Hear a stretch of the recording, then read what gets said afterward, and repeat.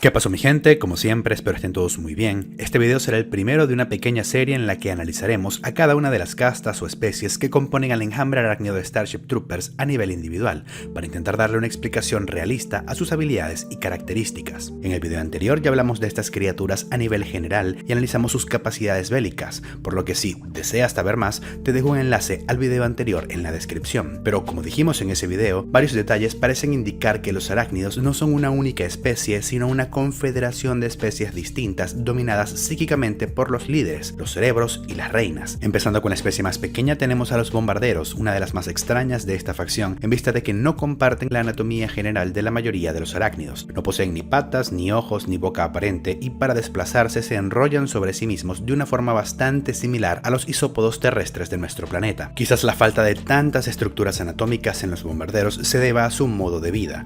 Estos sirven como explosivos terrestres teledirigidos para atacar posiciones defensivas y suprimir a la infantería enemiga dentro de fortificaciones. En este sentido, la falta de órganos como los ojos o otras extremidades podría ser una forma de optimizar la carga explosiva de estas criaturas, incrementando al máximo posible la cantidad de explosivos por unidad de volumen corporal. En el cuerpo humano tenemos una situación en cierta forma paralela. Los glóbulos rojos, que son las células que transportan la hemoglobina en la sangre, deben someterse a un proceso de maduración en el que estos pierden elementos que consideramos fundamentales para una célula humana: el núcleo y las mitocondrias, todo esto con el fin de transportar la mayor cantidad de hemoglobina posible. Con respecto a las capacidades explosivas de estos arácnidos, como expliqué en uno de los videos más antiguos de este canal, la distancia entre los triglicéridos, que son una forma de grasa, y la trinitroglicerina, un potente explosivo con el que se hace por ejemplo la dinamita, son solo unas cuantas reacciones químicas. La nitroglicerina es lo suficientemente inestable como para ser detonada por una pequeña descarga eléctrica, como vemos en la película. Y si a la capacidad explosiva de estas criaturas le sumamos metralla en la forma de un duro exoesqueleto mineralizado, tenemos a una granada de fragmentación autopropulsada y teledirigida, probablemente a través del control psíquico de un arácnido superior. Los bombarderos además usan la única extremidad con la que cuentan para saltar por encima de cualquier obstáculo y probablemente acortar distancias rápidamente. Estas características pondrían a los bombarderos en un 3/10 en la escala de peligro. Podrían acabar con grupos de civiles o soldados, pero poco más por sí solos. Escalando un poco en tamaño tenemos a los arácnidos controladores.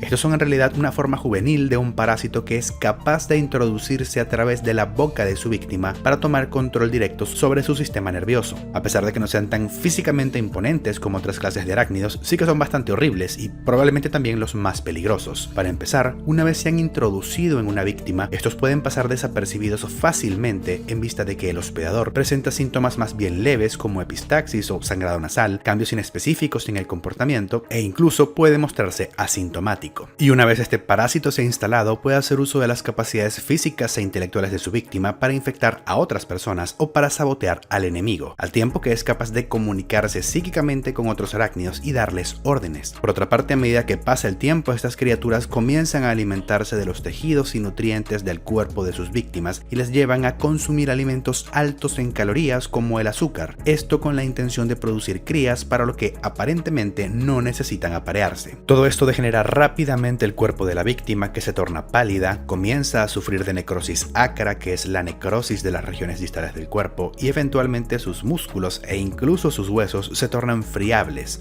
o sea, fáciles de desmenuzar. Llegado a este punto, un único parásito ya se ha convertido en media docena en un proceso que abarca apenas un par de días, y es esta gran capacidad reproductiva, sumada al hecho de que pueden controlar a una víctima humana y aprovecharse de su intelecto para propagarse sigilosamente, lo que hace que estas criaturas sean de las más peligrosas de esta facción. Si los arácnidos de verdad quisieran hacerle daño a la Federación, solo tendrían que enviar un asteroide o una nave secuestrada cargada con miles o cientos de miles de controladores a un planeta para desatar el caos. Este escenario además daría para un juego de zombies con un contexto bastante original. Por sí solos, los controladores podrían llegar a un 6/10 en nuestra escala. Serían capaces de acabar con poblaciones o ciudades enteras antes de ser contenidos con medidas de cuarentena, e incluso podrían llegar a desestabilizar un planeta si tienen la suerte de infectar a alguien en posiciones de poder, lo que equivaldría a un nivel 7 en la escala. Pasando a otra especie, tenemos a los bichos carreta, organismos muy similares a los coleópteros o escarabajos terrestres, aunque considerablemente más grandes. El papel de estos arácnidos es transportar materiales, recursos y a otros arácnidos a través de la colonia. Quizás cumplan con otros roles como encargarse de alimentar a las larvas o a otras formas de arácnidos incapaces de comer por sí solas y colaborar con los zánganos en la construcción de los túneles. La verdad es que aquí hay pocas habilidades especiales que analizar, no son especialmente grandes, ni rápidos, ni fuertes y tampoco buscan directamente la confrontación. Su principal fortaleza son sus números a la hora de cumplir con sus labores y su mecanismo de defensa es la horda de guerreros que los separa de cualquier ataque potencial.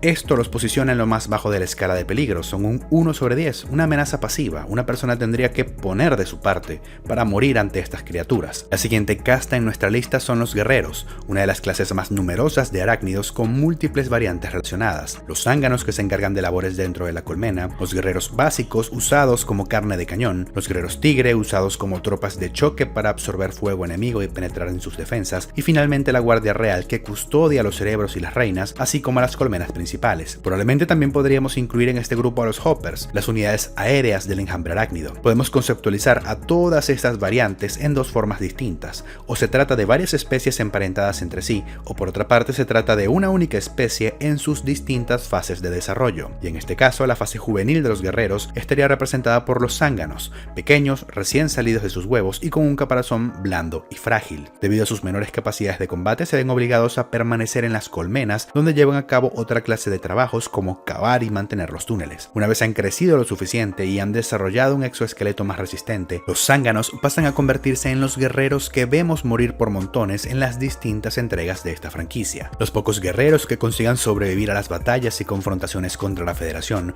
consiguen desarrollarse aún más y convertirse en guerreros tigre, más grandes, más resistentes y con un patrón de colores característico en su exoesqueleto que les da su nombre. Este patrón de colores, desde un punto de vista táctico, no tiene mucho sentido, los hace más evidentes en el campo de batalla, por lo que pueden ser rápidamente identificados por tropas antiblindaje. Pero desde un punto de vista biológico, este patrón de colores es mucho más coherente de lo que parece a través de lo que se conoce como el principio del hándicap. Este principio o hipótesis postula que entre los animales una forma común de exhibir un mayor éxito o capacidad para la adaptación es, paradójicamente, desarrollar rasgos que los perjudiquen. Un buen ejemplo de esto son los pájaros y peces de colores vistosos, que los hacen especialmente susceptibles de ser detectados por depredadores. Según el principio del hándicap, este rasgo, los colores vistosos, se ha desarrollado para señalarle a las hembras que a pesar de que el macho posee una desventaja obvia al llamar excesivamente la atención, este ha conseguido sobrevivir ya sea porque es más fuerte, más rápido o más inteligente que su competencia. El macho, a pesar de tener una clara desventaja, es capaz de sobreponerse a las dificultades, por lo que debe poseer otros rasgos beneficiosos para compensarlo, lo que a su vez se traduce en que es una pareja deseable para una hembra. Este patrón se repite en muchas otras partes del reino animal, como en las cornamentas excesivamente grandes de algunos ungulados, en la cola del pavo real o en la pinza gigante del cangrejo violinista. Rasgos evolutivos que no ayudan para nada al animal que los posee y que lo que hacen es señalar que éste tiene las capacidades necesarias para asumir el coste en recursos que supone tenerlos. En los seres humanos esto también está presente en la forma del lujo. Comprar un vehículo o un reloj extremadamente sobrevalorado lo que hace es señalar: puedo permitirme el costo porque soy lo suficientemente exitoso para ello. Puedo derrochar recursos. Como podemos ver, todos estos ejemplos se relacionan con la reproducción, y este también es el caso con los guerreros tigre. Como mencionamos en el video anterior, la casta de los guerreros puede reproducirse por sí misma unos con otros. Sin embargo, el ritual de reproducción es más complejo de lo que parece. A la hora de poner huevos, los guerreros de una colmena se enfrentan entre sí, y solo los supervivientes, los más fuertes, son los que adquieren el privilegio de reproducirse. Con sus colores estridentes, los guerreros tigre lo que hacen es señalarle a sus posibles parejas que no tienen la necesidad de pasar desapercibidos. Se imponen una desventaja que señala el hecho de que han sobrevivido el tiempo suficiente como para obtener sus colores, por lo que sin dudas son individuos capaces y desde luego más peligrosos que el resto. El siguiente paso en el desarrollo de esta casta es la guardia real, los guerreros más viejos de la colmena, curtidos en batalla y muchos ciclos de reproducción, que han alcanzado grandes proporciones y desarrollado una coloración rojiza en su exoesqueleto. Estos probablemente sean seleccionados y separados de los rituales reproductivos por los cerebros para cumplir roles de protección. En cuanto a lo anatómico, la casta de los guerreros es bastante particular.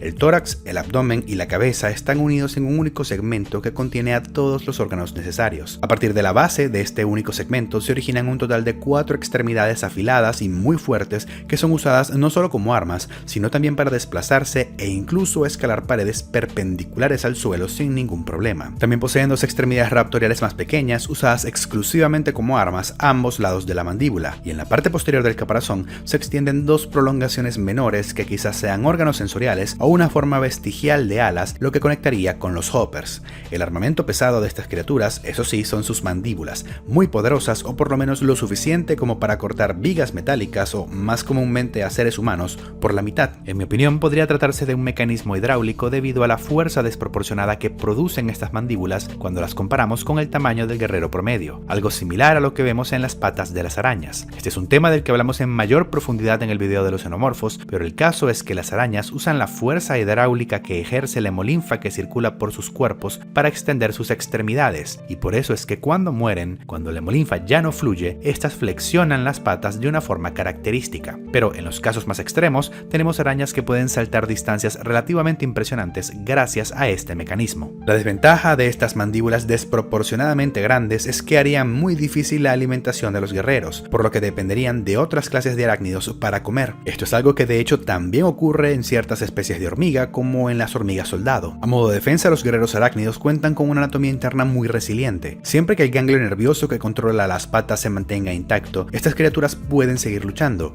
y a diferencia de los seres humanos, no parecen susceptibles a las hemorragias, lo que quizás se deba a que poseen un sistema circulatorio similar al de los insectos. Personalmente, nunca he visto morir a una cucaracha desangrada, y esta resistencia se debe en buena parte a que los insectos no poseen ni venas ni arterias, sino lo que se conoce como un sistema circulatorio abierto. Si una cucaracha pierde una pata, le quedan 5, pero si un ser humano pierde una pata, es probable que no lo cuente sin la atención adecuada. En cuanto a los hoppers, las unidades voladoras del enjambre arácnido, estos en principio no parecen formar parte del ciclo de vida de los guerreros, en vista de las claras diferencias anatómicas. Son más pequeños, con un exoesqueleto más frágil y desde luego las alas. Sin embargo, estas diferencias podrían tener una explicación. Determinadas especies de insectos que normalmente no tienen alas pueden desarrollarlas cuando se cumplen las condiciones adecuadas. El ejemplo más conocido quizás sea el de las hormigas, que se desarrollan en alados, que no son más que las futuras reinas y zánganos. En la mayoría de los casos, lo que determina que una hormiga desarrolle alas o no es la dieta, aunque creo que un ejemplo que podría encajar mejor en este caso son los áfidos o pulgones. Estos pequeños insectos que se alimentan de la savia de las plantas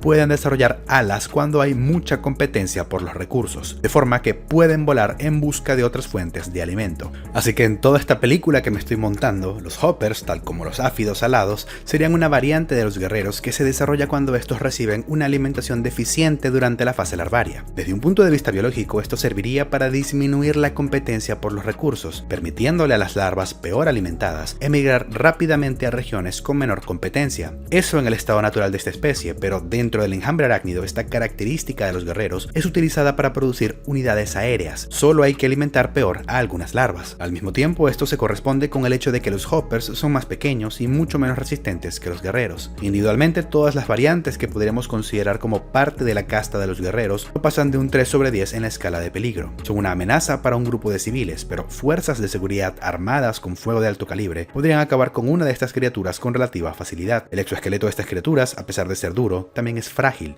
por lo que se fragmenta ante las balas. A nivel grupal podrían ser una amenaza más importante, quizás incluso algo similar a lo que vimos en el caso de las espinas blancas y los Taotei. Señores, dejaré este video hasta aquí para que no se haga excesivamente largo, pero en el siguiente estaremos analizando a los escarabajos de plasma y a otras criaturas relacionadas, e intentaremos explicar cómo es posible que produzcan y manipulen esta forma de materia tan peligrosa y difícil de controlar usando solo sus sistemas biológicos. Espero que les haya gustado el video y recuerden que pueden apoyarme en Patreon y en la sección de miembros del canal, donde publico las versiones sin censurar de aquellos videos que de otra forma no podría ser públicos. No se olviden de alimentar al algoritmo con un comentario, si es posible con nuevas ideas para futuros videos, y de seguirme en Instagram, donde siempre aviso al subir nuevo contenido. Muchas gracias a mis Patreons y mecenas de YouTube por el apoyo. Yo me despido, mi gente, y nos vemos en el siguiente video.